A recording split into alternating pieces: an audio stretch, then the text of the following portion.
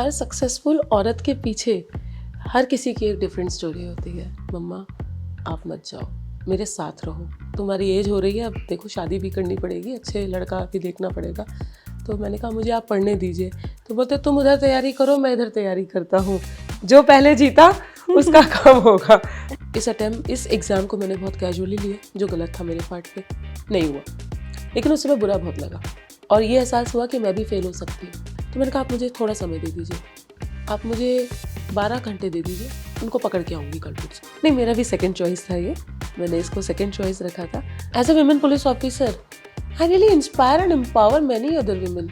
चलते फिरते खाना हो तो मैकडॉनल्ड्स का बर्गर हमेशा हैंडी है, इजी है, मतलब we miss many social occasions, many family functions and family also understand.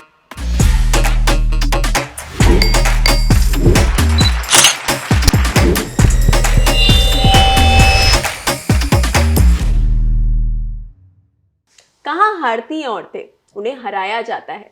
लोग क्या कहेंगे यही कह कहकर उन्हें डराया जाता है। यार छू लेंगी आसमान भी, कर देंगी सारी ख्वाहिशें पूरी। ऐसा क्या ही है जो मेहनत करके नहीं पाया जाता है। Hello and welcome to a brand new episode of socialize. ये है विमेन स्पेशल और आज हमारे साथ हैं द दबंग लेडी।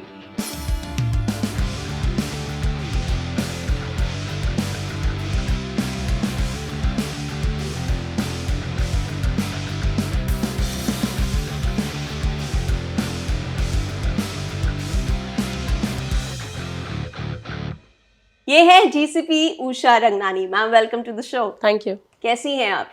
बस बहुत बढ़िया। कैसा चल रहा है काम धंधा? थैंक यू सबसे पहले तो आपने टाइम निकाला हमारे लिए। It's my pleasure. बहुत बढ़िया चल रहा है, पूरी लॉ एंड ऑर्डर और क्राइम और क्रिमिनल्स पे पूरी नज़र है हमारी। क्या बात है। सबसे पहले सबसे बेसिक सवाल, कहा जाता है कि जब कोई आदमी सक्सेसफुल होता है तो हम लोग बहुत ईजिली कह देते हैं और अमूमन कहते हैं कि हर सक्सेसफुल आदमी के पीछे एक औरत खड़ी होती है। तो हर सक्सेसफुल औरत के पीछे कौन खड़ा होता है? हर सक्सेसफुल औरत के पीछे हर किसी की एक डिफरेंट स्टोरी होती है। अगर आप मेरी स्टोरी की बात करें, मेरे पीछे 3 आदमी खड़े थे। एक को तो मैं आदमी की कैटेगरी में नहीं लाऊंगी, वो बड़े होके आदमी बनेगा, जैसे मेरा बेटा है। तो उसको हर दिन छोड़ के जाना और उससे वो कॉपरेशन और सेक्रीफाइस एक्सपेक्ट करना इस एज में, 8 साल का है वो। तो सबसे अगर मेरे पीछे सक्सेस के, अगर मैं सक्सेसफुल ऑफिसर अपने फील्ड में परफॉर्म कर पाती हूँ तो कहीं ना कहीं सबसे ज़्यादा उसी का योगदान है। और जब मैं तैयारी कर रही थी तो मेरे पिता का योगदान था, क्योंकि एक ऐसे प्रोफेशन में आना था जो महिलाओं के लिए हमेशा से ट्रेडिशनली नहीं माना जाता था। तो ऐसे में उनका सपोर्ट, उनका मेरे पे विश्वास कि हाँ जाओ तुम, जो करना है करो, तो वो एक अश्योरेंस जो उनकी तरफ से था वो बहुत ही बड़ी चीज़ थी। और जब प्रोफेशन में आ गए और फिर मेरे पति मेरे साथ हमेशा खड़े रहे हैं। तो हर सक्सेसफुल औरत के पीछे अलग अलग लोग होते हैं। हर सक्सेसफुल औरत को एक इकोसिस्टम चाहिए होता है सरवाइव करने को। तो बिल्कुल जिस तरह एक सक्सेसफुल मर्द के पीछे उसकी महिला का हाथ होता है, उसी तरह हमारे पीछे भी बहुत सारे पुरुषों का भी हाथ रहता है। क्या बात है। अच्छा, जैसे आपने अभी बताया कि अपने छोटे बेटे को रोज़ घर पर छोड़ कर आना, कई बार होता होगा कि कुछ इंपॉर्टेंट कॉल आ गई, खाना भी खिला रहे हो तो हो सकता है उठना पड़ता हो, तो ये रोल्स कैसे जगल करती हैं आप? ये हर दिन की लड़ाई है हमारी। अब या तो उसको इमोशनली ले लो या उसको थोड़ा विटी रूप में बना के अपना मजाक में ले जाओ। एक इंसिडेंट सुनाती हूँ। मैं सुबह सुबह उठी थी, हम लोग पुलिस में डायरी का कॉन्सेप्ट होता है, आप ब्रीफ करते हो अपने सीनियर्स को कि आज का क्या है, अरे पीछे क्या हुआ, आगे क्या होना है, क्या क्राइम और क्रिमिनल इन्वेस्टिगेशंस में हो रहा है। तो वो ख़त्म करके फिर यूजुअली अपना तैयार होकर हम ऑफिस निकलते हैं, थोड़ा समय मिल जाता है, आधा एक घंटा बच्चे के साथ भी। तो मुझे उसके इमीडिएटली बाद कोई कॉल हो गई थी, इमीडिएटली जाना था। तो मेरा बेटा मुझे देखकर, मम्मा आप मत जाओ, मेरे साथ रहो। तो मुझे थोड़ा इमोशनली फील हो रहा था। उसी समय मेरे हस्बैंड आ गए, बोलते बाबा mamma is going to catch the criminals, आपको पता है the thieves have stolen your toys, mamma is going to catch them, she will bring back your toys, okay mamma go immediately bring back my toys. So this way the adjustment has to be done. तो कभी कभार प्यार से, कभी कभार नाराज़गी भी झेल लेते हैं बच्चों की। मुश्किल होता है एज अ वुमेन एक पुलिस ऑफिसर होना? मुश्किल नहीं कहूँगी, चैलेंजिंग होता है, पर हर दिन वो जब चैलेंज आप ओवरकम करते हो ना, तो सेंस ऑफ अचीवमेंट बहुत अच्छा लगता है। वो जो एक अच्छी सेंस ऑफ अचीवमेंट होता है ना, वैसी कोई फीलिंग नहीं है। अच्छा, हम लोग अक्सर देखते हैं, क्योंकि आपकी यूपीएससी की जर्नी रही है, जब कोई लड़की यूपीएससी करने निकलती है तो ज़्यादातर यही होता है कि उसको कह दिया जाता है चलो 2 अटेम्प्ट्स दे देना, हो जाए तो ठीक है, नहीं हो जाए तो कुछ और देख लेना। और लड़कों के ऊपर अक्सर ऐसा कोई टाइम स्टैम्प नहीं होता है, जितने अटेम्प्ट्स हैं 2, बेटा तुम लगे रहो, हम हैं। मगर लड़कियों को ये दे दिया 2 अटेम्प्ट्स में निकल गया तो ठीक है, वरना शादी करा देंगे। तो आपको लगता है कि थोड़ी सी नाइंसाफ़ी है? देखिए, नाइंसाफ़ी नहीं कहूँगी मैं इसे। आपको उन माँ बाप की मेंटल फीलिंग को समझना पड़ेगा, उनकी जगह रह के सोचना पड़ेगा। जिस सोशल एनवायरनमेंट से जो लड़कियां तैयारी कर रही हैं, जिसमें पल बढ़ रही हैं, उनके माँ बाप के ऊपर भी बड़ा प्रेशर होता है, सोशल प्रेशर भी बहुत होता है। मैं इसलिए समझ सकती हूँ क्योंकि यही प्रेशर मैंने भी और मेरे घर वालों ने भी झेला था। जब मैं अटैम्प्ट दे रही थी तो मेरे फादर ने कहा कि तुम्हारी एज हो रही है, अब देखो शादी भी करनी पड़ेगी, अच्छे लड़का भी देखना पड़ेगा। तो मैंने कहा मुझे आप पढ़ने दीजिए। तो बोलते तुम उधर तैयारी करो, मैं इधर तैयारी करता हूँ, जो पहले जीता उसका काम होगा। तो मैंने कहा ठीक है। तो मैं समझती थी कि मेरे पिता के ऊपर प्रेशर था, पर कहीं ना कहीं वो इसको प्रेशर को, सोशल प्रेशर को भी झेल रहे थे, तो उनकी भी मजबूरी होती है। लेकिन ठीक है, माँ बाप अपने किसी न किसी तरह से अपने बच्चों पे भरोसा दिखाते हैं, और ऐसा नहीं है, मेरे को भी 3 अटेम्प्ट्स मिले देने को और हुआ मेरा भी। तो वो पेशेंस था मेरे घर वालों का, मेरे पिता का, मेरे माँ का, और साथ में पूरा एक सोशल प्रेशर जो होता है उसको बहुत ही समझदारी से पापा ने हैंडल करा। तो वही है कि देखिए, वो गलती, नाइंसाफ़ी नहीं कहूँगी इस चीज़ को फिर मैं। बचपन कैसा रहा आपका? जैसे भाई बहनों के साथ खेलना कूदना? मैं घर में सबसे छोटी थी तो सबसे ज़्यादा नॉटी भी थी, दबंग थी हमेशा से, बहुत ज़्यादा आउटस्पोकन थी, स्टबर्न भी थी, किसी की सुनती नहीं थी, अपने मन की करती थी। और शायद यही था कि अपने मन की करती थी तो घर वाले जानते थे कि अपने मन की करेगी, आगे भी करने दिया। तो बड़ा अच्छा बचपन बीता, खेलना कूदना। आजकल तो वो समय नहीं रहा। बिल्कुल नहीं। कॉलोनी में चले जाते थे, सारे पूरी टोली बना के घूमा फिरा करते थे, खेला करते थे, खो खो खेला करते थे, छुपन छुपाई खेला करते थे। तो मैं कभी कभार सोचती हूँ कि हमारे बच्चों को वो एनवायरनमेंट नहीं मिल पाता। तो बहुत अच्छा बचपन बीता। उसके बाद ये यूपीएससी की जर्नी कहाँ से शुरू हुई? कब ऐसा दिमाग में आया कि यूपीएससी के लिए बैठते हैं? बहुत पहले दिमाग में आ गया था। एक बार, मैं हमेशा से ही पढ़ाई में अच्छी थी, एकेडमिक्स मेरा अच्छा रहा था, जनरली फर्स्ट सेकंड ही आती थी हमेशा से, 7th ऑनवर्ड्स। तो बर्डन ऑफ एक्सपेक्टेशंस भी रहता था कि हमेशा फर्स्ट ही आना है, काइंड ऑफ। तो जब 12th पास किया तब इंसान सोचता है कि अब किस तरफ जाया जाए। तो सोचा कि हम जब भी करेंगे कुछ बड़ा करेंगे। तो फिर ये ढूंढा कि सबसे कठिन चीज़ क्या है। तो पता पड़ा सबसे कठिन एग्ज़ाम यूपीएससी का एग्ज़ाम है इंडिया में, उसी को देना चाहिए। तो सोचा उसको देंगे। तो फिर कुछ एक आध कोचिंग वालों से संपर्क करा, लेटर वेटर लिखे कि हम देना चाहते हैं। तो उन्होंने बोला अभी आप बहुत छोटे हैं, जब आप 21 साल के हो जाए या ग्रेजुएशन के फाइनल ईयर में हो तब तैयारी शुरू करिएगा। तो वो पहली बार कभी थॉट आया था। उसके बाद अपनी ग्रेजुएशन की पढ़ाई में बिज़ी हो गए, भूल गई कि ऐसा भी कुछ था। फिर लेकिन जब हो गया ग्रेजुएशन तो एक वैक्यूम सा आ गया कि अब करियर में क्या करना है। तो लगा चलो वही सोचा था तो सबसे कठिन एग्ज़ाम दिया जाएगा, तो वही किया फिर। कैसा रहा एग्ज़ाम? 3 अटेम्प्ट्स आपने बताया आपने दिए। पहला attempt was a casual attempt, honestly speaking, जो गलत था मेरे पार्ट पे। जैसा कि मैंने कहा, मैं हमेशा एकेडमिक्स में अच्छी रही, तो मुझे अपने ऊपर एक ओवर कॉन्फिडेंस भी था कि मैं हमेशा से ही टॉप कर जाती हूँ। और बहुत ज़्यादा पढ़ती नहीं थी मैं उस समय, कम पढ़ाई में, पर लेकिन क्वालिटी पढ़ाई में अच्छा रिजल्ट आ जाता था। तो यही था कि इस बार भी हो जाएगा। तो बिना पढ़ाई किए सिर्फ टेस्ट करने के लिए प्रीलिम्स में बैठ गई थी। तो पर वैसे ही दिया था कि पेपर कैसा होता है आइडिया लग जाएगा, फिर आगे पढ़ाई करी जाएगी। तो प्रीलिम्स के बाद जनरली आपको 4 महीने मिलते थे उस समय, मेंस होते होते 2 महीने रिजल्ट आने से पहले, 2 महीने रिजल्ट आने के बाद। जनरली कोई भी सीरियस एस्पिरेंट जो होता है वो प्रीलिम्स की तैयारी के साथ, मतलब प्रीलिम्स देने के बाद मेंस की तैयारी इमीडिएटली शुरू कर देता है without waiting for the result. मैंने तो सोचा था मेरा होगा नहीं, और मैंने कोई तैयारी नहीं करी। और फिर मेरा रिजल्ट आ गया, मेरा हो गया प्रीलिम्स का रिजल्ट जब आया। तो अब 2 महीने में सारा सिलेबस भी कवर करना था। तो अब लेकिन हो गया है तो एग्ज़ाम भी देना पड़ना था। तो दिया, पर पढ़ाई करी, 2 महीने लग के बहुत मेहनत करी, लेकिन पता था कि मुश्किल है, होगा नहीं। तो मेंस भी दे दिया और फिर सो गए चद्दर तान के, होना वोना कुछ नहीं है और अब कोई बात नहीं। तो फिर आगे कुछ नहीं पढ़ाई करी। फॉर्चुनेटली और अनफॉर्चुनेटली मेंस का भी रिजल्ट सही आ गया, क्लियर कर गई मैं, मतलब इंटरव्यू कॉल आ गई। अब इंटरव्यू में सिर्फ 1 हफ्ता बचा था।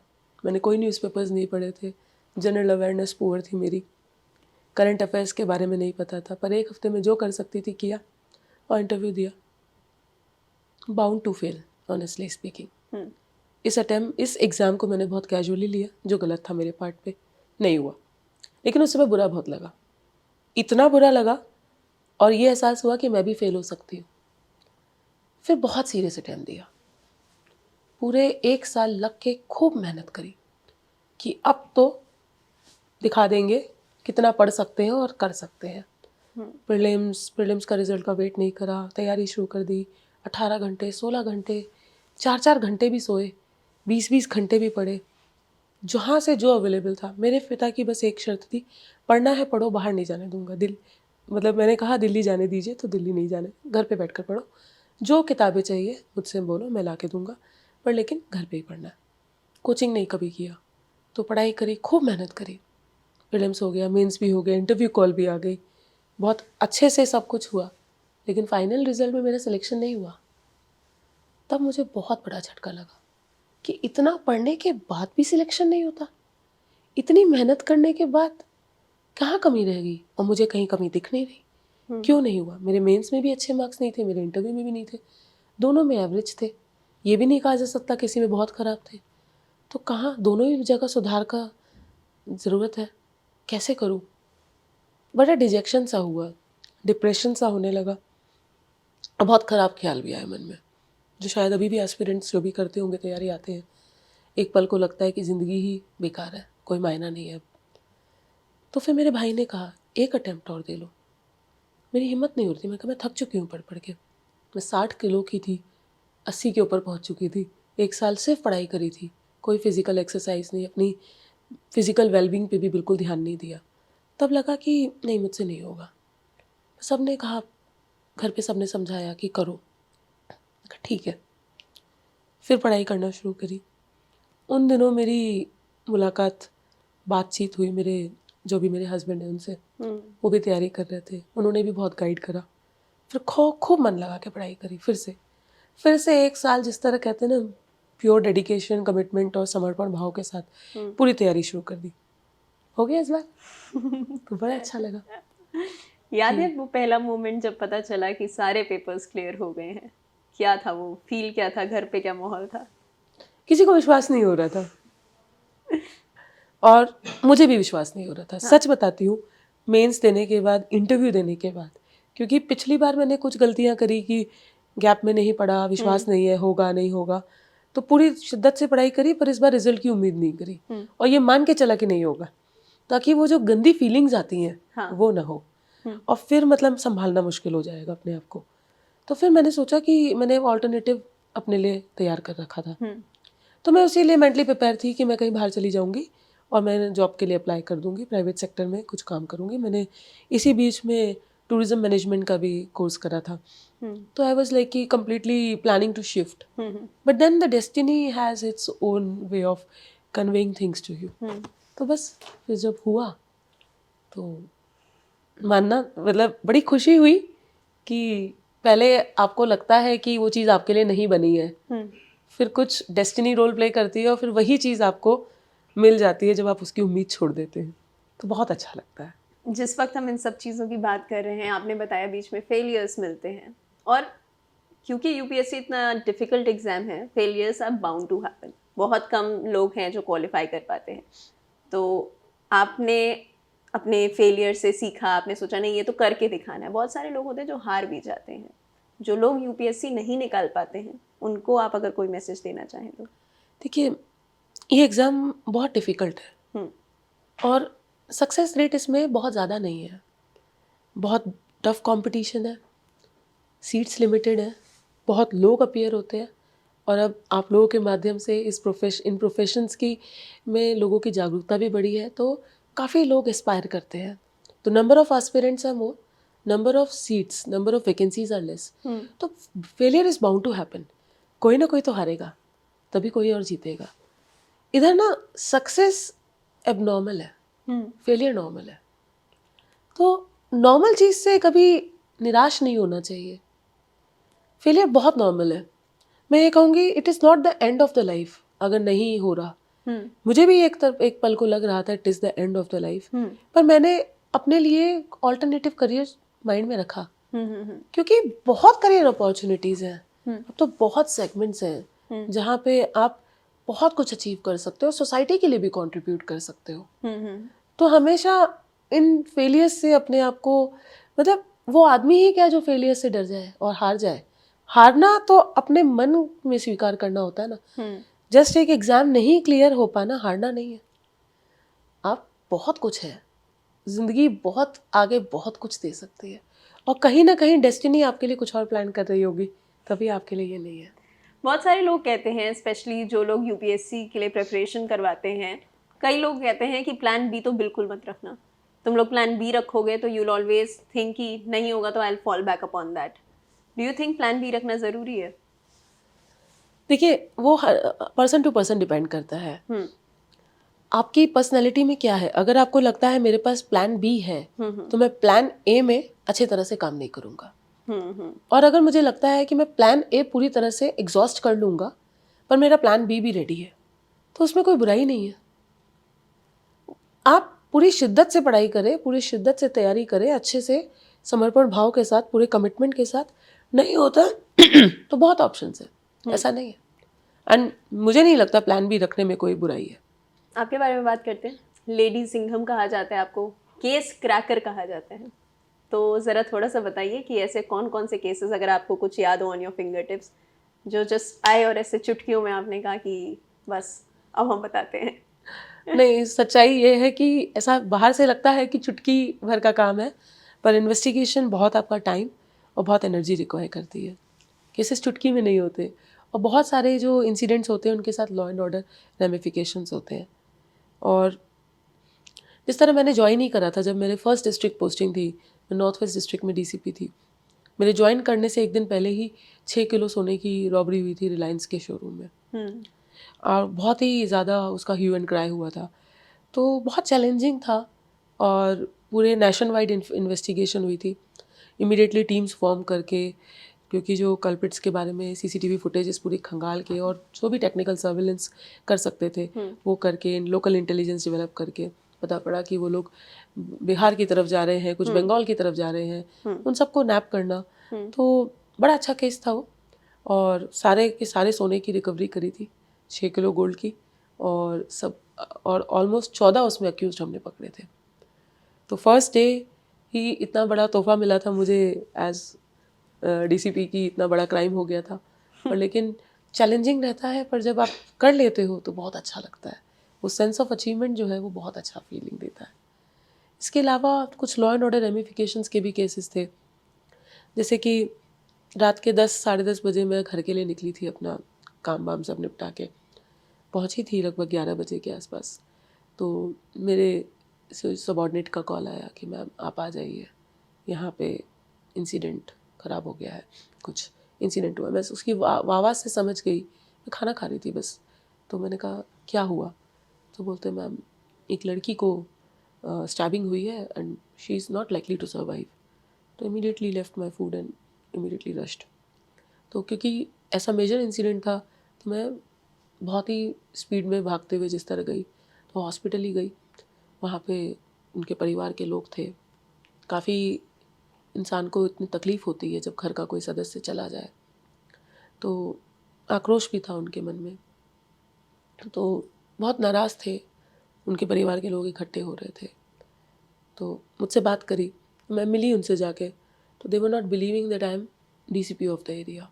पहला तो कल की लड़की आई हुई हमको क्या बताएगी, क्या कर लेगी। तो मैंने कहा आप मुझे, फिर मैंने बताया, अपने आप को इंट्रोड्यूस करा। तो फिर उनको जब पता पड़ा मैं एक आईपीएस ऑफिसर हूँ, तो एक थोड़ा विश्वास होता है लोगों में। आज तक आईपीएस ऑफिसर के लिए दिल में विश्वास रहता है लोगों को। तो मैंने कहा आप मुझे थोड़ा समय दे दीजिए, आप मुझे 12 घंटे दे दीजिए, और मैं इसको कि उनको पकड़ के आऊँगी कल्प्रिट्स को। मुझे नहीं पता मेरे मन में क्या आया उस समय, मेरे पास कोई क्लू नहीं था और मैंने 12 घंटे की मोहलत मांग ली। तो मैंने कहा आप लोग अपना जो भी संस्कार की कार्रवाई करिए, उसके लिए मुझे समय दीजिए, और अगर मैं आप लोगों को लॉ एंड ऑर्डर संभालने रहूँगी तो इन्वेस्टिगेशन कैसे होगी। तो उन्होंने कहा बिल्कुल सही कह रही है, मनाया। उन्होंने कहा नहीं, हम सब जाएंगे यहाँ से, आप 12 घंटे बाद आपको ला के देना है। मैंने कहा मैं ला के दूँगी। फिर टीम्स को पूरी रात सोने नहीं दिया, रात भर लगे रहे, और किस्मत भी अच्छी थी हमारी इन्वेस्टिगेशन सक्सेसफुल हुई और दोनों लड़कों को हमने पकड़ लिया था विद प्रॉपर एविडेंसेस, और आज तक मैं उस केस को फॉलो करती हूँ। It is under trial. तो एक जस्टिस जो प्रिवेल हुआ और आगे भी प्रिवेल होगा, कन्विक्शन में इंश्योर करेंगे कि कैपिटल पनिशमेंट मिले। तो वो जो सेंस ऑफ सेटिस्फेक्शन है वो किसी और चीज़ में नहीं है।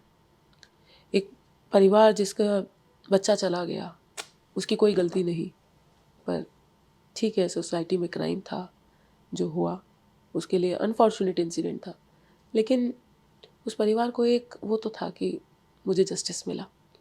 तो वो इन्वेस्टिगेशन का एक ये भी एक पहलू रहता है जो आपको बहुत ज़्यादा आपको संतुष्टि देता है। दिल्ली में ऐसे काम करते हुए, चोर चक्कों से, बदमाशों से डील करते हुए, कभी आपको ऐसी धमकियाँ वगैरह मिली हैं कि तुम्हें तो मैं बाहर देखता हूँ, घर ही जाती होगी, गाड़ी से जाती होगी? नहीं, डायरेक्टली तो कभी किसी ने धमकी नहीं दी, ऑनेस्टली स्पीकिंग। इस लेवल पे नहीं आती है धमकी, पर हाँ थोड़ा मन में रहता ही है कि आप आए दिन ऐसे काम कर रहे हो, क्रिमिनल्स के बीच में हो तो। पर लेकिन सर्विस में ना इतना सेफ्टी और सिक्योरिटी हमारी खुद की है। हमारा जो इकोसिस्टम है, हमारे जो सीनियर्स हैं वो हमारा इतना ध्यान रखते हैं, हमारे सबॉर्डिनेट्स हमें हमारे परिवार की तरह ही हमारे साथ रहते हैं। तो वो जो सेंस ऑफ सिक्योरिटी जो है वो बहुत स्ट्रांग है और कभी डर नहीं लगता। अच्छा, आईपीएस एक ऐसा स्ट्रीम है जो बहुत मतलब गो टू नहीं है औरतों के लिए या लड़कियों के लिए। लोगों को लगता है कि आईएएस में चले जाएं, आईएफएस में चले जाएं। तो ये आपका फर्स्ट चॉइस था? नहीं, मेरा भी सेकंड चॉइस था ये, मैंने इसको सेकंड चॉइस रखा था, लेकिन इससे पहले मैं हमेशा इसको फिफ्थ चॉइस रखती थी। मुझे भी पहले लगता था आईपीएस थोड़ा it's something which is meant for male, not for a female, और ज़्यादा it is a male dominated profession, maybe I will be able to survive और नॉट। ये बहुत सारे थॉट्स आते थे। इसलिए जब आप करियर प्रेफरेंसेस भरते हो, चॉइस भरते हो सर्विस की, तो I use to keep it as a fifth preference कि अगर मेरी रैंक अच्छी आ जाएगी तो मुझे तो मेरी चॉइस की सर्विस मिल जाएगी, और रैंक ख़राब आएगी तो आईएएस आईपीएस हमेशा टॉप जो होते हैं, जो टॉपर्स होते हैं उनको मिलता है। तो मेरे को फिर तब तक वो क्लोज हो जाएगी सर्विस, तो मुझे पीछे की सर्विसेज मिल जाएंगी। गलत ओपिनियन था मेरा, टूटा। सेकेंड इंटरव्यू में टूटा। एक दिल्ली पुलिस के ही कमिश्नर, रिटायर्ड कमिश्नर थे वहाँ पे एज अ चेयरमैन। उन्होंने मुझे इसी टॉपिक पे ग्रिल कर लिया कि why you have kept this as a preference, and I was not able to justify because I was not justified in my eyes also. And then मेरा इस समय तक फिर स्टेट सिविल सर्विसेज में भी सिलेक्शन हो गया था, तो मैं उधर काम ही कर रही थी। तो then I saw the profession of police closely and I realized there's a lot of opportunity for you to do in police service. जो एक instant justice होता है ना, जैसे मैंने आपसे भी एक केस शेयर करा, 12 घंटे के अंदर कोई और प्रोफेशन किसी को भी जस्टिस नहीं प्रोवाइड करा सकता। And there are so many incidents we come across every day where we are doing instant justice with people. There's a lot of respect for this profession and especially for women in police. मैंने ये notice करा कि as a women police officer, I really inspire and empower many other women who are now thinking of taking career in law enforcement. तो बड़ा अच्छा सा लगता है। आपने तेजस्विनी इनिशिएटिव लिया था, ये भी औरतों को एम्पावर करने ही की बात हो रही थी, उसके बारे में बताएंगे आप? हाँ, ये मेरे दिल के बहुत क्लोज था इनिशिएटिव, और अभी भी बहुत सक्सेसफुली नॉर्थ वेस्ट डिस्ट्रिक्ट में चल रहा है। लेकिन मैंने देखा कि हमारी जो विमेन हम लोग हैं, हम लोग हायर लेवल पे हैं, सुपरवाइजरी लेवल पे हैं, हमारे लिए बहुत अपॉर्चुनिटीज़ हैं, बहुत फैसिलिटीज़ हैं, इंफ्रास्ट्रक्चर वाइज, करियर वाइज। जो हमारा सपोर्ट सिस्टम है बहुत अच्छा है पुलिस का। लेकिन जो नीचे लेवल पे है, जो कटिंग एज लेवल पे, जो फील्ड लेवल पे लड़कियों को ज़्यादा पोस्टिंग नहीं दी जाती, वो मोस्टली डेस्क जॉब में थी पहले। तो मेरे को लगा कि इनको अगर हम फील्ड पोस्टिंग्स देंगे तो एक तो जो एरिया विमेन के साथ एक बहुत अच्छा रिलेशन डेवलप कर सकती है, क्योंकि there are so many crimes जिसमें women feel more comfortable with women. Absolutely. ज़्यादातर क्राइम अगेंस्ट women ऐसा होता है या तो उसके साथ सोशल स्टिग्मा होता है, रेप, मोलेस्टेशन, ईव टीजिंग, और जिसमें it's very difficult to share the experiences with a male officer. और दूसरा जो क्राइम होता है वो within 4 walls of house होता है, जिसमें अब्यूज़ है या फिर हरासमेंट है, डाउरी रिलेटेड मैटर्स है, पति के साथ झगड़ा है, मारपीट है, क्रूएल्टी है। तो ऐसे में जनरली विमेन सामने आना नहीं चाहती हैं, अपनी बात को शेयर नहीं करना चाहती हैं, उनको ये लगता है परिवार टूट जाएगा। तो ऐसे में they feel more comfortable with women again कि तो मैंने इस चीज़ को ध्यान में रखते हुए उस समय इनिशियल फेज में लगभग 46 विमेन कॉन्स्टेबल्स और हेड कॉन्स्टेबल्स को एक्टिव फील्ड पुलिसिंग में लॉन्च करा था कि उनको एक्टिव फील्ड पुलिसिंग ड्यूटीज़ दी गई। बहुत ही कम समय में उन्होंने जो एरिया के विमेन के साथ अपना एक वो रेपो डेवलप करा था कि सबका दिल जीत लिया था उन्होंने। और ना केवल वो काम कर रही थी कि सिर्फ विमेन रिलेटेड क्राइम्स, पर अपने बीट एरिया की पूरी रिस्पॉन्सिबिलिटी बहुत बखूबी निभा रही थी। पहले क्या था कि उनको लगा भी देते थे बीट में, ऐसा नहीं है कि मैंने ही पहली बार किया, बहुत बार ये इम्प्लीमेंट किया गया है, पर साथ में मेल भी होते थे उनके। तो उनको क्या होता था ना कि एरिया में अकाउंटेबिलिटी है, रिस्पॉन्सिबिलिटी है, अथॉरिटी बहुत कम थी। अब मैंने उनको अथॉरिटी भी दी, अकाउंटेबिलिटी भी है, और आपको अपने एरिया की पूरी रिस्पॉन्सिबिलिटी है। नाउ यू आर रिस्पॉन्सिबल, कुछ भी होगा। तो नॉट टू से वाटर टाइट कंपार्टमेंट्स, पर मैंने डेडिकेटेड ऑल वुमेन बीट करी so that these girls gain confidence in active field policing. ये नहीं कि मेल के सहारे, क्रचेस के सहारे वो चल रही हैं, वो उनको बता रहे हैं ये करो वो करो, डू करो गलतियाँ, आई एम देयर, कोई बात नहीं है, छोटी मोटी गलतियाँ होंगी, we are there to help you wherever you need support. ऐसा नहीं है कि फीमेल ऑफिसर्स ने सपोर्ट नहीं करा, मेरे सारे ACSP SHOs they were very very cooperative, they very very supportive. तो उन्होंने बहुत सपोर्ट करा और बहुत अच्छा परफॉर्म करा उन्होंने। मतलब जो एरियाज में सोच नहीं सकती थी, इलिसिट लिकर का, bootlegging, gambling activities, because they directly hit women, या ऐसा कहें कि डायरेक्टली नहीं तो इनडायरेक्टली, बिकॉज जो आदमी है जो इन सब चीज़ों में इन्वॉल्व है, वो घर की सारी इनकम इसमें खर्च कर देता था। तो उन्होंने इस पे भी, इस नेटवर्क को भी बस्ट करा। स्नैचर्स वेनेस्टर्स पकड़ना तो उनके लिए मतलब बहुत ऐसा लगता था कि इतना पोटेंशियल है लड़कियों में, और विमेन सेफ्टी के में एक बहुत ही अच्छी मिसाल इन्होंने कायम करी। So this was very close to my heart, और I use to review it every month. मैं विमेन से मिलती थी, एरिया विमेन से, और सबने इतना उनको सराहा कि उनको डिफरेंट नाम मिले। एक लड़की थी मेरी, सांगी नाम था उसका, she was from north east part of India, उसके साथ लोग सेल्फी लेते थे, शी बिकेम आइकन। और एक थी जिसने स्नैचर पकड़ा था, उसके वो एरिया पेट्रोलिंग करती थी, बाइक चलाती थी, कुछ लड़कियां स्कूटी चलाती थी, उनको देख कर ना बहुत अच्छा फील होता था कि, और एरिया विमेन भी एम्पावर्ड फील करती थी। तो एक का तो आशा नाम था, किरण नाम था, सॉरी, उसका नाम आशा किरण रख दिया कि यू आर लाइक आशा के Kiran. So these were the names given by area residents to our girls. So बहुत अच्छा लगता था। इसीलिए कहा जाता है कि empowered women empower women. Absolutely. How do you define women empowerment? देखिए, empowerment for women is having independence of decision making. कुछ भी, मेरे को अपने प्रोफेशन चूज करने का हक होना चाहिए, मुझे किसके साथ रहना है वो हक होना चाहिए, हक भी नहीं, एक इंडिपेंडेंस, एक right to make decision. So that is more important. चाहे वो फाइनेंशियल इंडिपेंडेंस हो, चाहे वो इमोशनल इंडिपेंडेंस हो, चाहे वो सोशल इंडिपेंडेंस हो। तो वही है, जिस तरह आपने कहा ना कि सिविल सर्विस की तैयारी करते हैं और हार जाते हैं, ठीक है, मेरे को हारना कोई वो बात नहीं है, कोई हारना मन से हारना होता है।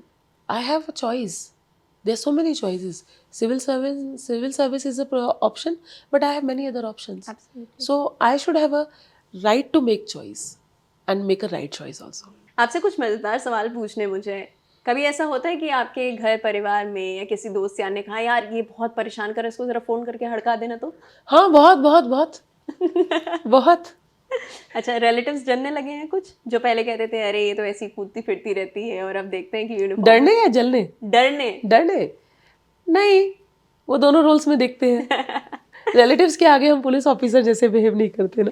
अच्छा, कभी पीटीएम में ऐसा होता है कि आप बच्चे के टीचर से मिलने गए हो, वो खुद ऐसे मैम अरे बैठ। हाँ, बहुत बार होता है, मुझे बहुत बुरा लगता है। और फिर आई हैव टू, पहले तो बताया नहीं था पर पता पड़ ही जाता है, कहीं ना कहीं से ये चीज़ छुप नहीं सकती, तो उनको लगता है, बट फिर लेकिन धीरे धीरे they get used to it and then it is like I call them ma'am, they call me ma'am, और अच्छे से हो जाता है। अच्छा, अगर आपको कोई सुपर पावर मिल सके तो वो कौन सी सुपर पावर होगी जो आपको चाहिए होगी? Very difficult question, very difficult question. ऐसी पावर जो विक्टिम्स ऑफ जो वायलेशंस है, रेप विक्टिम्स है, उनको किसी तरह से उनकी तकलीफ को कम कर सके, बस ऐसी कोई सुपर पावर बन जाए। एक रैपिड फायर करते हैं आपके साथ। सीआईडी या फिर क्राइम पेट्रोल, कौन सा आप ज़्यादा एंजॉय करती हैं अगर आप देखती हैं तो? नहीं देख पाती कोई भी। लास्ट फिल्म आपने कौन सी देखी थी थिएटर में? I don't remember. कभी एग्जाम में चीटिंग की है? बहुत बार। सिविल्स में नहीं कर पाए। हाँ। दिल्ली का सबसे बढ़िया खाना कहाँ मिलता है? 5 स्पॉट्स बता दीजिए, खट खट खट खट खट, यहाँ जाना है तो आपको बढ़िया खाना मिल जाएगा। साउथ इंडियन के लिए मुझे पद्मनाभन अच्छा लगता है, नॉर्थ इंडियन के लिए मुझे अपने घर का खाना अच्छा लगता है, और चाइनीज़ में मेरे घर के सामने एक बहुत अच्छा स्पॉट, छोटा सा वो है, कोखा कहेंगे आप, जो भी कहेंगे, छोटा सा एक स्टॉल है, वो मुझे अच्छी लगती है। ऐसा नहीं है कि इधर ही जाना है, और चलते फिरते खाना हो तो मैकडॉनल्ड्स का बर्गर हमेशा हैंडी है, इजी है। और कनॉट प्लेस में इतने छोटे वाले समोसे मिलते हैं। कहाँ? वो कहीं कनॉट प्लेस में, आई डोंट रिमेम्बर, मेरा ड्राइवर ले जाता है मुझे, और इतने छोटे वाले समोसे मिलते हैं, बहुत अच्छे होते हैं वो, स्टेट्समैन बिल्डिंग के पीछे कहीं। ठीक है, ये मैं आज पता करती हूँ। फेवरेट एक्टर कौन है आपका? सलमान खान। लास्ट वेकेशन याद है आपने कब गई थी, कब छुट्टी ली थी? हाँ बिल्कुल, अपने बेटे के बर्थडे पर। अरे वाह। कोई एक लेसन नोन फैक्ट आपके बारे में, आपका कोई हिडन टैलेंट जिसके बारे में लोग नहीं जानते? हिडन है तो नहीं जानते होंगे। I love writing. Love writing, okay.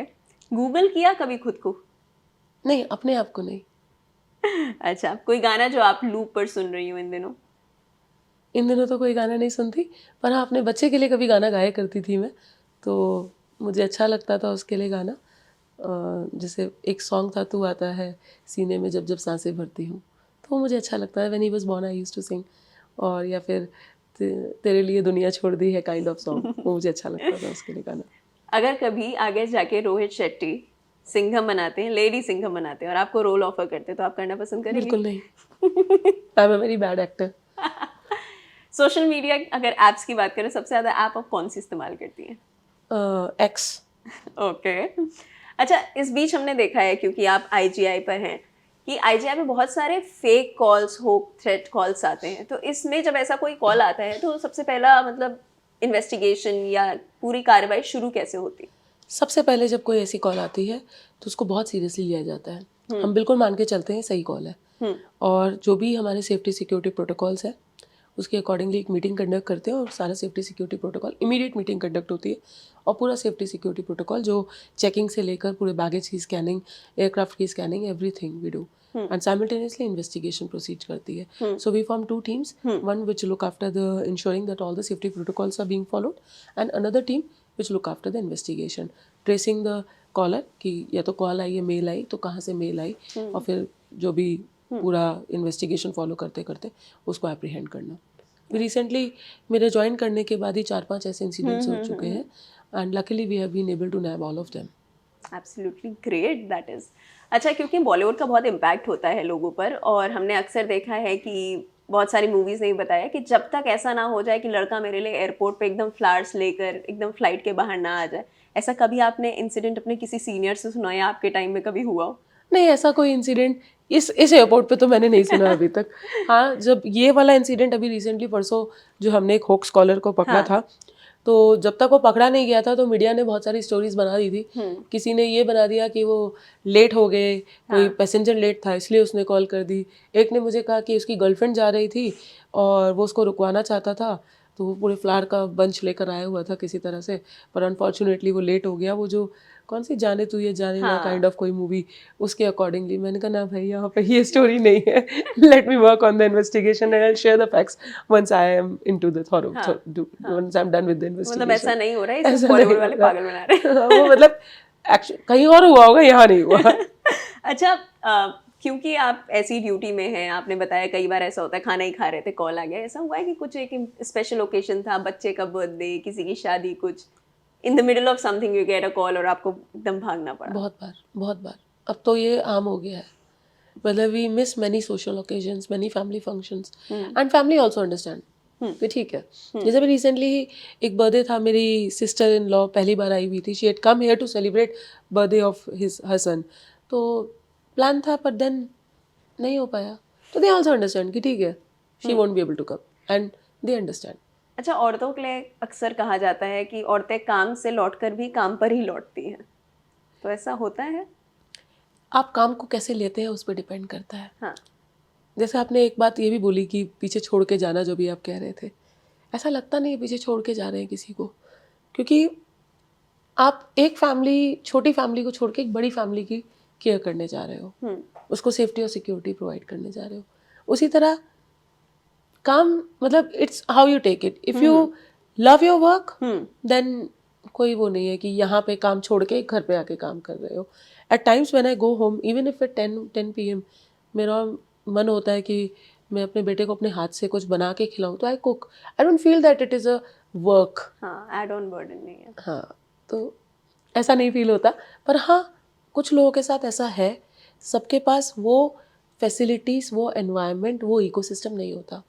तो बहुत बार विमेन के लिए it's very difficult, they have to work twice to prove themselves office में, क्योंकि वरना आप अगर कहो कि मेरे घर में परेशानी है, तो कहीं तो घर की बातें ही करती रहती है, और घर आओ तो थक के आओ तो फिर काम तो करना ही होता है। घर के परिवार वाले एक्सपेक्ट करते हैं, वो आपको एज ऑफिसर या एज अ वर्किंग पर्सन नहीं देखते, वो आपको एज अ बहू और बेटी ही देखते हैं। तो शिफ्टिंग ऑफ रोल्स में प्रॉब्लम होती है, कभी कभी मेरे साथ भी हुई है। पर फॉर्चुनेटली मेरा जो सराउंडिंग है, एनवायरनमेंट है, जो इकोसिस्टम है, घर पे सपोर्ट सिस्टम है, वो बहुत ही ज़्यादा अच्छा है और बहुत ही सपोर्टिव है, तो मुझे ये नहीं फेस होता। पर हाँ, मैंने बहुत कलीग्स के साथ देखा है, पर चैलेंजेस हर तरफ है। आई एम श्योर कि जो हमारे मेल काउंटर पार्ट्स हैं, उनके भी अपने और चैलेंजेस होते होंगे। Absolutely. तो it's all about overcoming the challenges you face every day. How do you define love? The immediate word that came in my mind is my son. I've realized what is love only when I became a mother. तो उससे अच्छी कोई feeling ही नहीं है। तो love is like कि you can sacrifice anything for it. तो बस यही है। थैंक यू सो मच, आपने हमें टाइम दिया। थैंक यू सो मच, आपने हमसे बात की। Thank you so much, it was a pleasure interacting with you. मैं चाहूँगी और बहुत सारी लड़कियाँ, वो महिलाएं जो लाइफ में कुछ करना चाहती हैं, वो आपको देखें। IPS ना बने तो एटलीस्ट वो बने जो वो बनना चाहती हैं। क्योंकि अपने अंदर कॉन्फिडेंस आना, लड़कियों को हमेशा बोल दिया जाता है अरे तुम रहने दो, अरे तुम छोड़ दो, जाने दो। कल ही मैं एक जगह पढ़ी थी कि अक्सर लड़कियों को और औरतों को घर में कह देते हैं ये पागल है। पागल होने के बाद भी वो लड़की घर को पागल खाना नहीं, घर ही बनाती है। एब्सोल्युटली। बहुत खूबसूरत लगा था मुझे वो पढ़ने के बाद। तो मैं उम्मीद करती हूँ कि इस विमेंस डे पर आप थोड़ा सा अपने ऊपर कॉन्फिडेंस दिखाएंगे, जो करना चाहते हैं वो करेंगे। थोड़ी सी अपने ऊपर भरोसा, थोड़ा सा अपने से उम्मीद लगा कर रखिए, आप जो चाहेंगे वो कर लेंगे। एग्जाम्पल्स हैं हमारे पास, उषा मैम है जिन्होंने वो कर दिखाया जो बहुत सारे लोग सोचते हैं कि यार डिफ़िकल्ट है। अटेम्प्ट तो देना पड़ेगा ना, और पहले अटेम्प्ट में भी नहीं होता तो 3 अटेम्प्ट दिए हैं आपने।